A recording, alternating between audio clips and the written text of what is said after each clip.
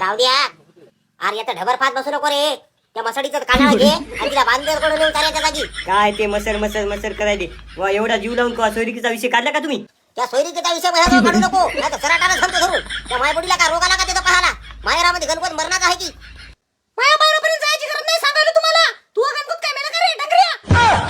काय करावं बापा हे आऊ तर थोडं वाळू दे ना. नुसती बोलायली मला. आगाऊ भाषण लावू नका. ते पाटील यायले त्याच्यामुळे मुकी बसलो मी. राम राम राम राम. बसा बसा बसा. बाई मामाला चहा ठेव माय. चहा बी काय नाही का?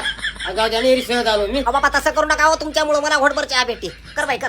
बापू बापू एखादी फान पोरगी एखादी जवळची तुमची असली तर. हो काय सांगतो करायला पोरी हाता खूप रे पण तुझ्या म्हाताऱ्याकडे पाहिलं की कोणत्या सोयरा नकोच म्हणायला बाबा काय करू मग आता. बापू या मठारानं मी काट लावली नाही तर मी सोयरी हे दोघ लेकरं खेळायची असे अंगणात याच्यामुळे मग हे नाही झालं कवा मरती की रान म्हणत. मला एखादा बाईचं नाही का कोणी गणपतातलं एखादं भावा पिवाची पोरगी कोणाची. पा हे कोठून खानदार आले की आमच्या घरात अन काय नाही की. आज जर काढी लावली तर 6 महिने लागतात तिचा एवढी जायला आहे तिच्या माहेरा. मात्र एवढी चढेल राहतं की आज एक पोरगी पाहायला तयार नाही. काय सांगा तुम्हाला. तुला सांगायला माया आणि तुम्ही म्हणाले हिच्या माहेरचा गणपत पाय. पायवर जायचं काम नाही. हे कुणाचे रे तुमच्या घरच्या भानगडी मोठं डोकं फुटायचं नको चहा पिणं. काय तू 2-4 भांडे फेकून आले सर का इळा फेकून आणायचं की मानत जागीच मेलं पाहिजे होतं. रान म्हणजे खपी तर आहे सोयरी होईन जाईल मी याच्यामुळे. पण ती नव्हती तेवढी इज्जत घातली.